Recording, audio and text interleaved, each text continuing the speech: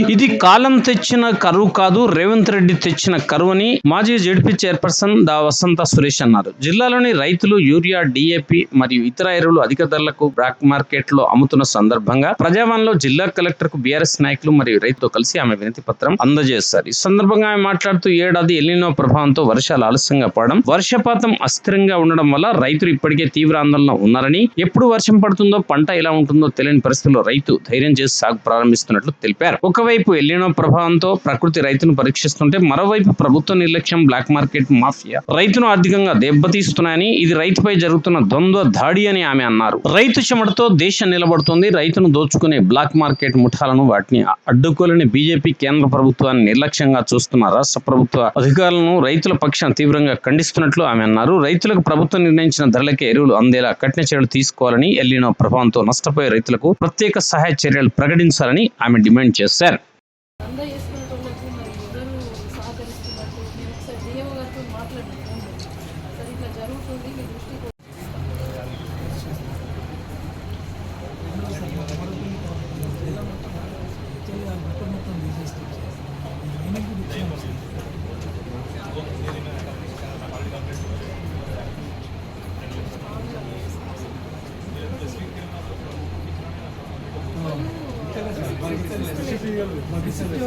నేను అడిగిన వాళ్ళ నెల రోజులు అవుతుంది. ఆ గుట్ట కలిగిపోతుంది. ఇంకా దాన్ని దమ్ముతూనే ఉన్నారు. అక్కడ మొత్తం కూడా గుట్ట పాలైపోయే పరిస్థితి ఉంది. ఎన్నిసార్లు ఏడీ మయన్ గారికి ఎన్నిసార్లు చెప్పినా కూడా, నేను చెప్పిన జీవన్రెడ్డి గారు చెప్పిన ఎవరు చెప్పినా కూడా అక్కడ స్పందన లేదు సార్. అది యథేచ్ఛగా కొనసాగుతూనే ఉంది.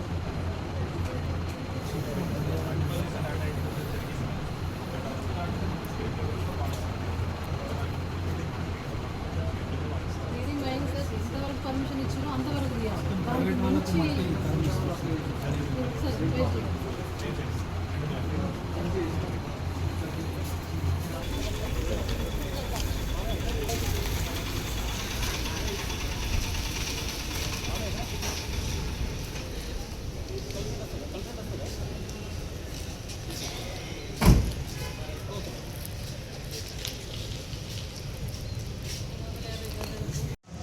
ఈరోజు జిల్లా కలెక్టర్ కార్యాలయంలో ప్రజావాణి జరుగుతున్న సందర్భంగా మరి ఈరోజు రైతులకు ఏదైతే విత్తనం పెట్టే సమయం ఉంటుందో, ఆ విత్తనం పెట్టే సమయంలో మరి ఎరువులు అందుబాటులో ఉండాల్సినటువంటి సమయంలో ఇవాళ మరి ఈ ప్రభుత్వం బ్లాక్ మార్కెట్ దందాను ప్రోత్సహిస్తూ మరి ఇవాళ డిఏపి దాదాపు మరి 1350 ప్రభుత్వం నిర్ణయించిన ధర 1350 ఉంటే, మరి ఇలా బ్లాక్లో దాదాపు 1900 నుంచి 2000 వరకు ఈ డీలర్లు కావచ్చు, వారు వ్యాపారులు కావచ్చు, రైతులకు మరి అధిక ధరకు విక్రయిస్తున్నారు. కాబట్టి ఆ అధిక ధరలను మరి బ్లాక్లో అమ్ముతున్నటువంటి, అక్రమంగా అమ్ముతున్నటువంటి ఈ ధరలను నియంత్రించాలని చెప్పేసి యూరియా మరియు డిఏపి దానిపైన కలెక్టర్ గారు తక్షణమే చర్యలు తీసుకోవాలని చెప్పేసి ఈరోజు ప్రజావాణిలో రైతుల పక్షాన మరి రిప్రజెంట్ చేయడం జరిగింది.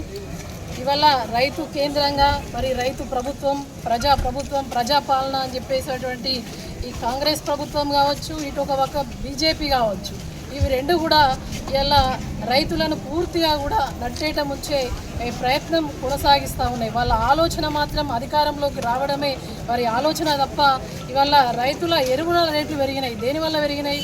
ఇలా బీజేపీ, కేంద్రంలో ఉన్న బీజేపీ మరి ఇలా ఎరువుల ధర పెంచింది. ఇలా తెలంగాణకు కావాల్సినటువంటి ఎరువులు మరి కేంద్రంలో ఉన్నటువంటి కేంద్ర ప్రభుత్వం మరి ఎందుకు ఇస్తలేదు? ఇలా సహకార సంఘాలు, రైతు కేంద్రంగా నడవాల్సినటువంటి సహకార సంఘాలకు కూడా ఇవాళ రవాణా బాధ్యతను కూడా ఇలా సొసైటీలకే మరి రవాణా భారాన్ని మోపి జీవో కూడా తీయడం జరిగింది. అనంటే ఇవాళ ఎక్కడ